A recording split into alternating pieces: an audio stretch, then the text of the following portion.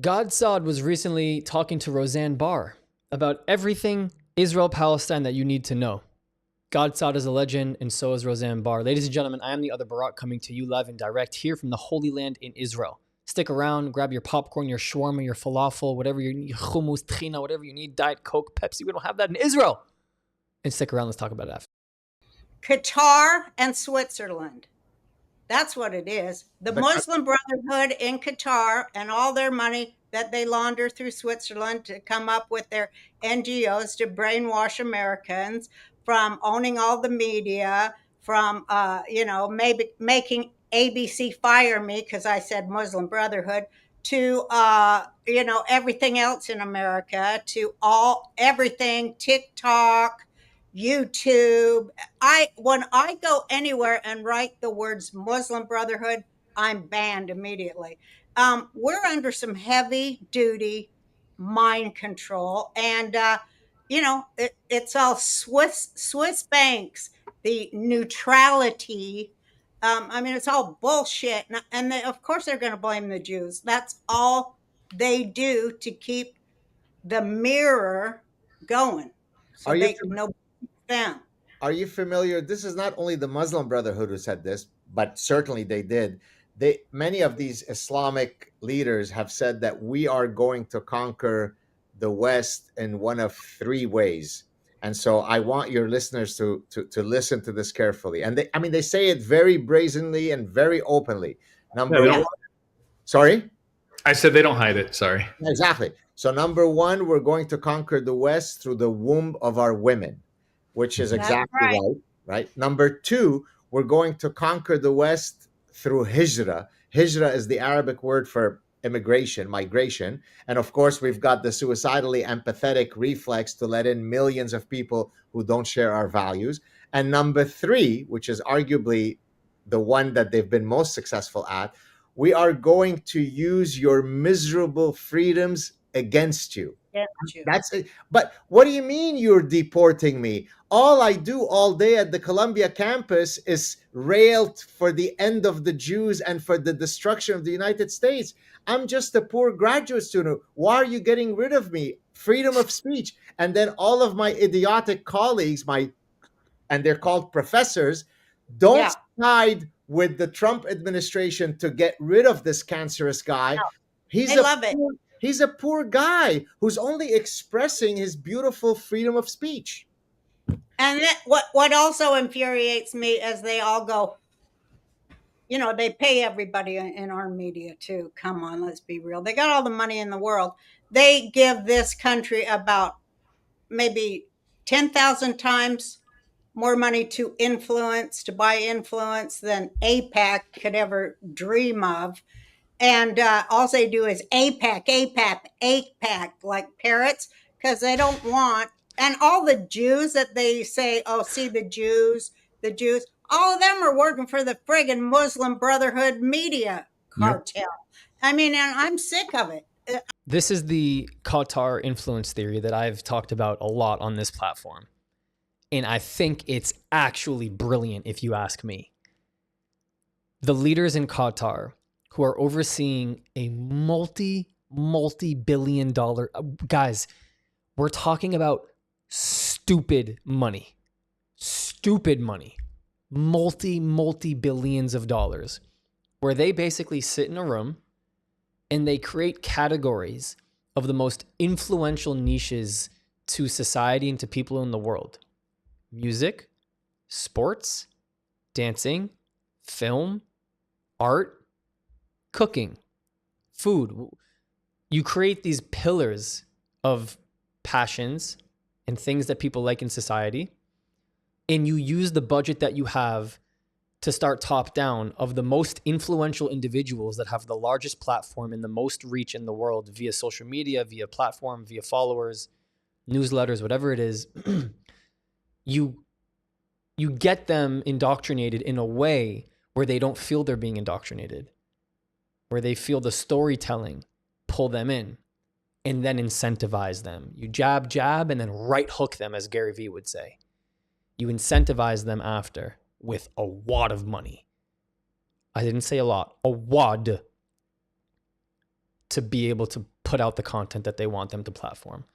Chris Brown, Miss Rachel somehow turned into like Al Jazeera's cousin.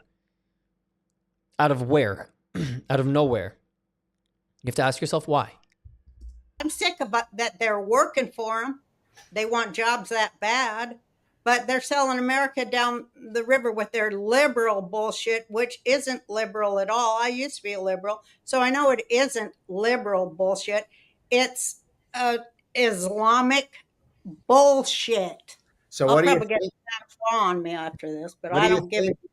What do you think about? Are you familiar with the project Epic City in Texas? Mhm. Yeah. I was Oh just yeah, talking I about was on that as soon as I heard. I was on the phone. Believe me, I'm an old, bitter, nosy Jewish woman. I'm 72.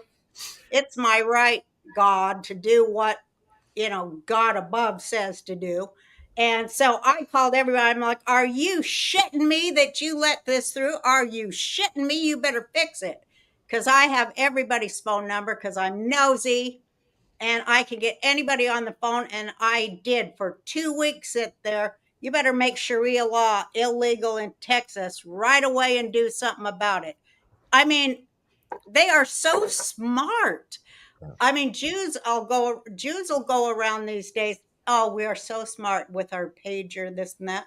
Well, they've already taken over America while you were Mhm. sitting there telling everybody how smart you are Yeah. and talking about conservative rather than liberal Judaism on TV. Who gives a shit? I'm I, sick of it. Excuse me. what do you think about the? So I called the. Remember earlier I mentioned the wood cricket that is parasitized by the hairworm, and so now I've introduced a term which I think you'll get. I call them wood cricket Jews. So these are the Jews that put up the sign that says Jews for Palestine, Jews for Hamas. Absolutely. That's And right. Absolutely. do you come across a lot of these in your social circle? Mm-mm. I did in my life, and I ran for my life because I read the Bible. I read Torah, and Torah says the biggest enemy of the Jews are the Arab Rav, the ones that were in the house of Pharaoh. That do they do Babylonian black magic. They got nothing to do with Judaism. They wear goats' heads for Christ's sake. That's what they do. And it's all about the scapegoat. And we won't even go into European history. But anyway, they always sell us out. And they are, so involved in the Israeli government. I won't even go into that either. But no, they should not be our spokespeople. I think Jews who were, I just had Tal All right. Iran on here, and we said Jews who originate from the Middle East and were driven from their homes should be the only spokespeople now in America when they're talking about Israel or any other subject that entails anything about Jews or Jewish history, because these guys have rewritten it all or forgotten. They don't even know what they're talking about as it applies to us living in the world and staying living right now. The people from all Arab states, all Jews have been nakbad, and their wealth of thousands of years assumed, and they had to go to Israel. They had no other place. The Jews So, of Yemen, so, so you Iraq. By the way, Tall's interview with her was incredible, and I happen to agree with her to an extent. I do think that Jews who, like myself, who come back to Israel. I lived here when I was a kid. I've been going back and forth my whole life, and now I'm here. Like the people who have both perspectives are also like they should be speaking up. But if she's talking about, I'm going to keep the names to myself, but she's talking about the Jews who literally don't leave America, and sometimes they don't even leave their own state, and they're supposed to be the spokespeople for us. I agree with that. Or the Jews that are so disconnected and only come here when they think it's time to actually speak up during a war like after October 7th. But where were you the whole time? I've been in Israel even way before. I even talk about my childhood here because I lived here during the Second Intifada. I've been talking about that since I grew up, basically. I wouldn't talk about it like so deep when I was in middle school or high school because I wasn't in an environment where people were asking me those kinds of questions. But Israel in those 2 years and the environment I lived in those 2 years, having a car bomb going off on my street, living in the middle of the Second Intifada, like in Jerusalem, by the way, absolutely is a big part of my story. And one of the reasons that I think has contributed to me wanting to actually really, really talk, not because it was like, oh, everyone's talking, it's time for me to talk too. It's like, no, like I've lived this. It's in my DNA. I have to. I have no other choice. And some people, it's not that same feeling. It's more of like, well, I guess I'll do it too. And somehow those has turned into like our spokespeople. So on that note, I think it's a little bit more nuanced than what she's saying. But from a Mizrahi, Middle Eastern perspective, I 1,000 gajillion% agree that these stories are not being platformed. Even like Tal's family's story. His grandmother she had to flee Iraq during the Iraqi Farhud.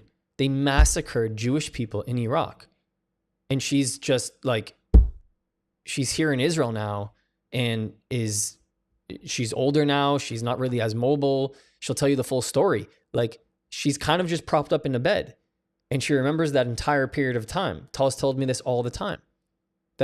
That they used to live there. That used to be their home. Like, she was born and raised there. Her mother tongue is Arabic. This is Tal's grandmother, bro. And we over in the States, like, we're not talking about the Farhud. We're not talking about the massacres that occurred in Morocco, where 250,000 Jews were living in Morocco in 1948. And then after Israel declared independence and Israel was attacked on a multi-front war, not all, because there's 5 to 10,000 still left, the far majority of the Jews in all of the Arab nations were expelled and displaced and had to leave and were ethnically cleansed. But no one talks about that. So you mean the course that you and I took together at Oberlin about Islamic history, where the Muslim countries were terribly loving and revered the Jews? That's not true? No, in fact, when Hitler admired them so much because they made Jews wear the yellow star in the Middle Ages to walk down the street. They had to walk in the middle of the street where the sewage ran. They weren't allowed up on the sidewalk because they weren't chosen. They were not the chosen people. And I'm just sick of it. I'm so sick of the lies. But I mean, they really have these people who they pay. I'm sure they're paid because you can tell they don't passionately believe anything. They just spout, parrot.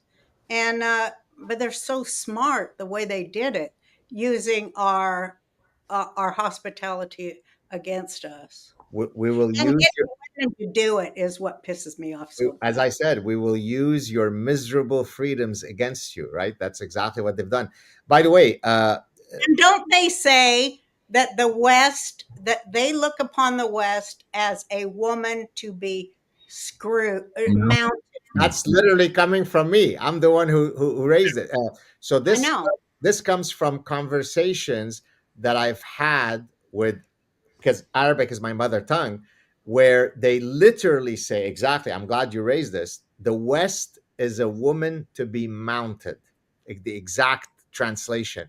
And so imagine how, so every time the West engages in generosity, compassion, hospitality, what their mind is seeing, weakness, weakness, weakness. So this is what I call a lack of a cultural theory of mind. Remember earlier I talked about theory of mind, which is I need to put myself in your mind to be able to have a meaningful conversation.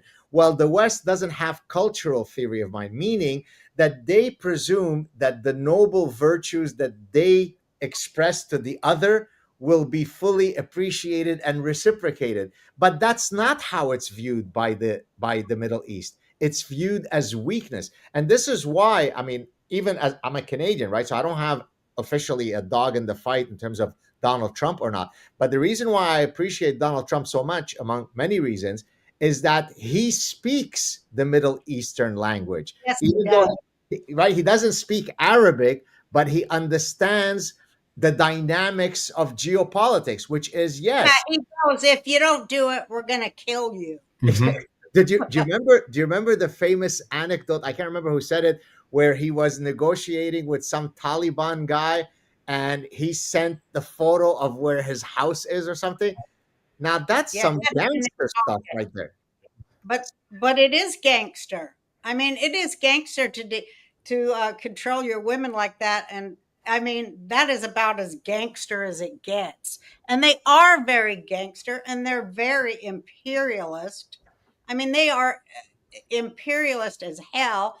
And they are they have they believe they are superior to everyone on earth. And I mean, they believe their religion is the only religion, which Christians do too, but they give you, a little out if you're a Jew. Oh, someday you'll see the light, and, before you die, whatever. But they're like, no, no Jews, sorry. So You let me guys give you let me aren't give you important to us. yeah, so I'll give you a couple of passages, I mean, or elements from the Quran. And so there are three elements to Islamic theology. There's the Quran, then there is the Hadith, which is sort of the deeds and sayings of Muhammad, and then there's the Sirah, which is the biography of Muhammad. And so that's, if you like, the trilogy. Okay, and so a couple of things that some of your listeners might appreciate. Number one, whenever an Islamic apologist or a Westerner apologizing on behalf of Islam uses the following, be careful. So for Okay. example, they'll quote something that says, hey, you have your religion, I have mine. Oh, that seems peaceful, yes? But then there's another passage that says, kill, kill, kill everything in sight. Well, how could it be? How could it have both? So here we need to go to a concept called abrogation. So Muhammad had two periods of proselytizing. He had the Meccan period and the Medinan period. When he was in Mecca, he spent many, many years and he wasn't able to attract many adherents, something like 150. He actually did preach a message of peace. That's the early part in the Quran, the That's Meccan when he period. had the Jewish wife. Exactly. Later, he moves to Medina. As a good marketer, he repositions his message to be kill, kill, kill, take their women, and so on. Well, now a lot of guys say, hey, I want to sign up for that. Suddenly, the religion explodes. Now there's a problem theologically. How could the Quran have two contradictory statements? One that says, you know, you have your religion, I have mine. The other one says everybody has to become Muslim. Well, abrogation is whenever you have two contradictory statements in the Quran, the later one abrogates the earlier one, it nullifies it. So Mhm. Right. every single time you get an Islamic apologist going on CNN telling you all this bullshit, most Westerners go, oh, wow, so it really is peaceful. And I'm sitting there pulling my hair and I'm saying, it's complete bullshit. It is complete bullshit. Well, I mean, and they forgot all about Salman Rushdie. They Yes. totally forgot all about him, huh? Salman Rushdie, which, by the way, I've always thought, I mean, I always use the term honey badger, right? For people who are, fierce and fight for their ideals. I mean, Salman Rushdie has been a honey badger since the 80s when the Mm. fatwa was Yeah. first put out on him. So imagine if all of the cowardly Western people, and certainly most professors are astoundingly cowardly. Imagine if Mhm. they had an ounce of his courage, we'd be in a much better spot. Well And said. so that leads me to say, about having double standards, because they've really groomed it into us to have double standards when it comes to the Jewish state. It is unbelievable their double standards of war. And I mean, on October 8th, they were in the streets of New York condemning Israel. It's just unbelievable, right? I mean, the Israelis should not, by the way, as I'm sure you know this, right? They put out flyers, they warn you. I mean, they do what no other military force has ever done. I Yeah, know some Israeli military people. A lot of Yeah. my family lives in Israel. So mine too. exactly. So and people now facetiously say, "Oh, the most moral army." They are the most moral Yes, military they are. because they could literally in 15 seconds. I appeared on Joe Rogan recently where I said, if it were the case that Israel wanted to genocide the Palestinians, do you know how many seconds it would take to achieve that? It would take 15 seconds, right? The Mhm. fact that had, by the way, this is the first genocide ever, as you know, where you've had a five-fold increase in the population. I Right? know Jews are bad at it. The Jews suck at genocide. They're very good at getting genocide, not as good as committing genocide. But yet, I can't go to my campus downtown Montreal because there are signs everywhere saying, you're a baby killer, you're a Zionist, and so on. The world is mad, Roseanne. I'm just want to, oops, sorry. I apologize. My face is so big. Hope you guys like my face here. They mentioned this individual earlier. I wanted to bring him up. I actually watch. He's on a platform. Wow, I'm drawing a blank right now. Mastery.com. On Mastery.com. I was going to say on Netflix. It's not part of Netflix. It's its own institution. I just haven't been in a while. Where they actually platform people who are from all different industries. Mark Cuban is on there. Professional athletes talking about how they achieved the big thing. Salman Rushdie is actually a professional storyteller. But I want you to read right here. After his fourth novel, The Satanic Verses, Rushdie became the subject of several assassination attempts and death threats because of what was seen by some as an irreverent depiction of Muhammad.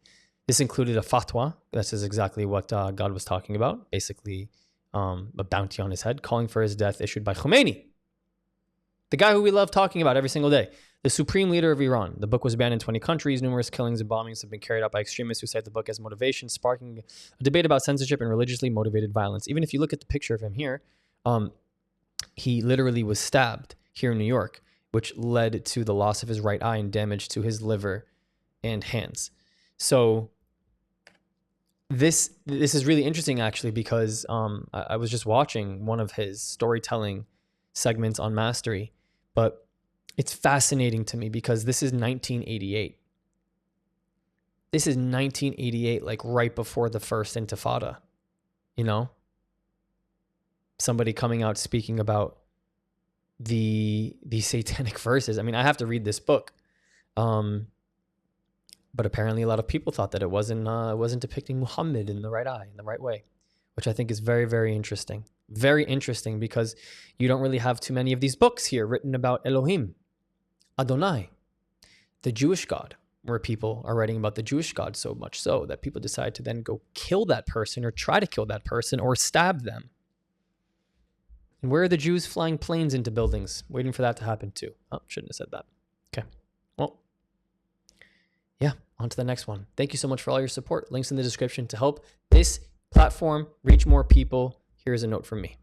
Here are 4 ways you can help us grow if you believe in our mission. On Buy Me a Coffee and PayPal, you can directly contribute to helping this message grow and reach more people across the world. If you want to join the inner circle, join our Patreon with different tiers, and of course, our Discord community, which is free with people from all across the world. The links to every single one are in the description. And last but not least, to the other Brock community, I love you. Ani ohev otchem. I'll see you guys next time.